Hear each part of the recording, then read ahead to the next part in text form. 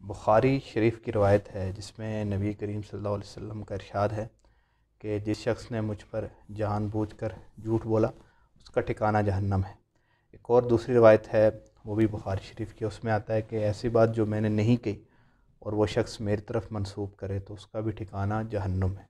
حضور صلی اللہ علیہ وسلم کی طرف جو بات بھی منسوب کریں انتہائی درجے اس میں جو ہے وہ احتیاط کریں۔ آج کل سوشل میڈیا کا دور ہے، کوئی بات کوئی حوالہ موجود نہیں ہوتا، لوگ اس کو پھیلانا شروع کر دیتے ہیں۔ سب سے پہلی بات تو یہ ہے کہ یہ حدیث ہمیں کس ذرائع سے پہنچی ہے، مطلب بسا اوقات آج کل معتبر دینی سائٹ بھی بن گئی ہیں، اگر ان کی مہر ثبت ہو تو اس کو آپ فوراً پھیلا دیں، یا بسا اوقات ایسی جگہ سے حدیث آئی ہوتی ہے یا کسی گروپ میں آئی ہوتی ہے تو اس کو پھیلانا جو ہے وہ شرعاً درست ہے۔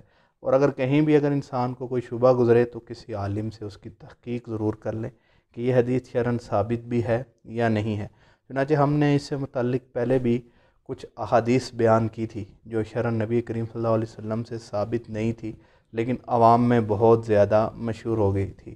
اس طرح ان میں ایک حدیث جو تھی وہ بوڑھی عورت جو نبی کریم صلی اللہ علیہ وسلم پر کوڑا پھینکتی تھی، اس طرح ایک عورت جو ہے وہ 4 مردوں کو جہنم میں لے کے جائے گی۔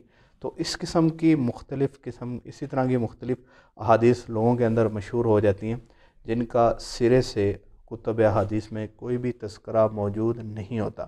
اس طرح جو ہی رمضان المبارک کا مہینہ قریب آتا ہے تو لوگوں میں یہ روایت بڑی مشہور ہے کہ جو شخص رمضان المبارک کی خوشخبری دے اس پر جہنم کی آگ جو ہے وہ حرام ہو جاتی ہے۔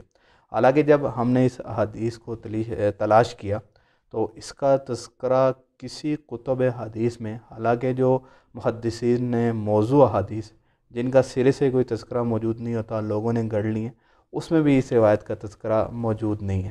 لہذا رمضان المبارک سے پہلے کسی کو خوشخبری دینے کی وجہ سے جنت واجب نہیں ہوتی، جنت اعمال کی وجہ سے واجب ہوتی ہے۔ تو لہذا جب بھی کوئی روایت آپ کے پاس آئے اس کی تصدیق اس کی جو ہے وہ اپنا دیکھ لیں کہ معتبر ذرائع سے آئی ہے یا نہیں آئی، پھر اس کو پھیلائیں۔